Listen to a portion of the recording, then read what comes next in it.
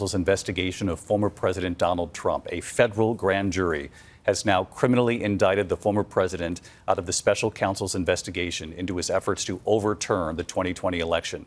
The 45-page indictment begins by saying the former president lost the 2020 election, knew he lost, and then for months spread lies that there had been outcome-determinative fraud in the election and that he had actually won it.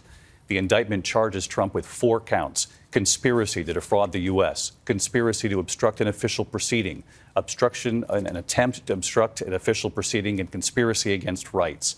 The indictment laying out a detailed timeline and state-by-state efforts to appoint illegal electors and influence local officials to change the outcome in their states.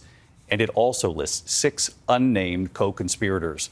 The indictment alleges Trump attempted to enlist Vice President Mike Pence to obstruct the certification of the election results, and that the violent attack on the Capitol on January 6th was fueled by lies, and as you heard Jack Smith say right here moments ago, lies by the defendant. Special counsel Jack Smith making that rare appearance before the cameras, calling the attack on our nation's Capitol on January 6th an unprecedented assault on the seat of American democracy. The former president has been asked to appear in federal court Thursday at 4 p.m. to be arraigned on these charges.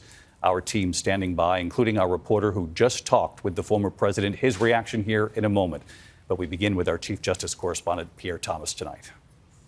Tonight, Donald Trump, former president of the United States, indicted for allegedly trying to subvert democracy and overturn the will of American voters in the 2020 election because he was determined to remain in power. Today, an indictment was unsealed, charging Donald J. Trump with conspiring to defraud the United States, conspiring to disenfranchise voters, and conspiring and attempting to obstruct an official proceeding. Trump informed of the sweeping indictment just before it was unsealed.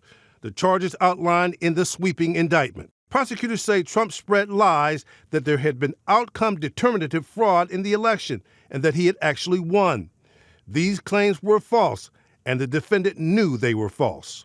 Still, they say Trump worked to create an intense national atmosphere of mistrust and anger and erode public faith in the administration of the election. The indictment going methodically, state by state, accusing Trump and his unnamed co-conspirators of creating fraudulent slates of electors in 7 states, of trying to compel the Justice Department to sham election crime investigations, of pressuring Vice President Mike Pence to reject legitimate electoral votes on January 6th, and ultimately sending his supporters to the Capitol to obstruct the certification proceeding and exert pressure on the vice president. We're going to walk down to the Capitol and we fight. We fight like hell. And if you don't fight like hell, you're not going to have a country anymore. Smith's indictment documenting dozens of Trump's alleged lies and the pressure he put on Republican state officials. In a phone call, Trump pushing Georgia Secretary of State Brad Raffensperger to find the votes he needed. So, look, all I want to do is this. I just want to find 11,780 votes, which is one more than we have, because we won the state. Prosecutors allege Trump's criminal scheme culminated on January 6th with what they call the president's exploitation of the violence and chaos at the Capitol. Pierre Thomas leading us off here. And before I bring in Pierre, I just want to read from the first paragraph of this 45-page indictment. Despite having lost, Jack Smith writes that the defendant, Donald Trump, was determined to remain in power. So for more than 2 months following Election Day on November 3rd, 2020, the defendant spread lies that there had been outcome-determinative fraud in the election and that he had actually won. These claims were false, and the defendant knew that they were false, but the defendant repeated it anyway. Let's bring in Pierre Thomas. Pierre, a key part of this, along with the rest of our team, a key part of this is this notion Jack Smith and the team will, in prosecuting the former president, make the case that he knew he had lost the election. He had every reason to understand that he lost. He was informed repeatedly, David, that there was no wide-scale fraud, that there was no way that he could win the election. And then the special counsel is making the case that he went to the public with that lie and tried to steal the election day. And in this speaking indictment, if you will, in lay terms, that means it's just basically laid out so that all of us can read it and understand it, everybody across this country.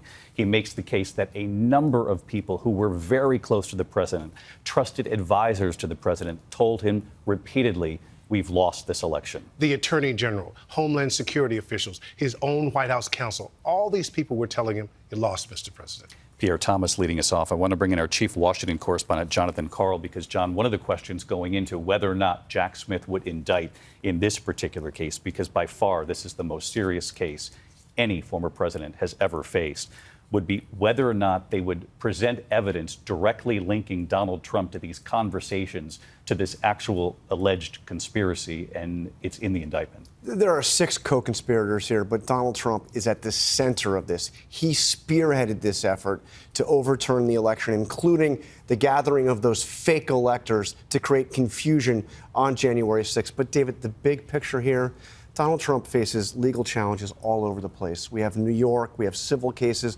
we have Georgia coming, we have the documents case. Nothing is anywhere near as serious as this.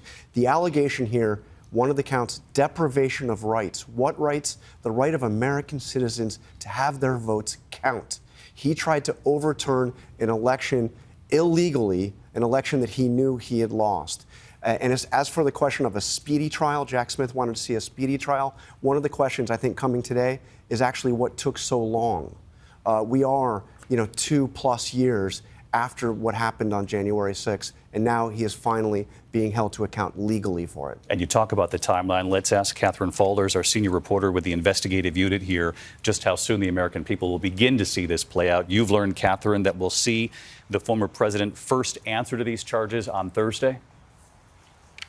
That's right. The former president will appear here in the D.C. federal court Thursday at 4 p.m. Eastern. Now, David, this is federal court. There are no cameras allowed in court. He could remain completely out of view. But if this process is to go how it is typically supposed to go, he will appear here at 4 p.m. He will be processed. He's able to be processed inside this courthouse, if that's something that will happen. We expect that it will. And he will be accompanied by, we're expecting, 2 of his attorneys, Todd Blanche and John Lauro, who was brought on to lead the January 6th case. But again, David, 4 p.m. Eastern at this courthouse, the former president set to appear.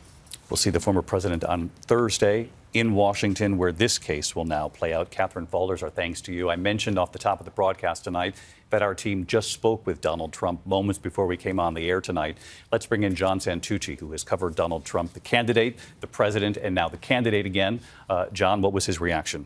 David, I just hung up the phone with Donald Trump moments ago. He called news of this latest indictment pile on, David. He said, yet again, this is election interference. And when I asked him about all of the mounting charges against him, we mentioned Manhattan, documents, and now this case, he called all of the charges, David, ridiculous. I then said to Donald Trump, how does this move forward? Where do you go from here? Donald Trump telling me tonight, David, we will fight and we will win. But, David, I have to tell you, all throughout this afternoon, hearing from former White House aides to Donald Trump, they all believe this was avoidable. David? John Santucci with us here. John, thank you. I want to bring in our chief legal analyst. 2 questions for you tonight, Dan Abrams. First of all, this is what we would expect from Donald Trump, the public facing, to say this is pile-on, that will be part of the political message moving forward. Surely his legal team understands the weight of this. And if you were listening, this classified documents case is a heavy case in and of itself. But this case is far more serious. Yeah, it's far more serious based on the facts, based on the allegations, and based on the law. I mean, yes, the documents case is at its heart an obstruction of justice case, which is serious stuff. But here you're talking about the fundamental functioning of our democracy and Donald Trump's effort, according to the special counsel, to undermine that. I will say, though, that there are maybe more legal defenses that he may have here than in the documents case. So while this one may be more serious, it is also likely that he'll have more legal avenues to defend himself by saying he believed it, he still believes it, he thinks that they engaged in wrongdoing, he believes that there was voter fraud, etc. And that this will be more difficult to prosecute as well, certainly. The same is true if you flip it for prosecutors than the classified documents case. In the meantime, we know the judge who has been appointed, and I was so curious about this, I asked you before we came on the air. Hi, everyone. George Stephanopoulos here. Thanks for checking out the ABC News YouTube channel. If you'd like to get more videos, show highlights, and watch live event coverage, click on the right over here to subscribe to our channel. And don't forget to download the ABC News app for breaking news alerts. Thanks for watching.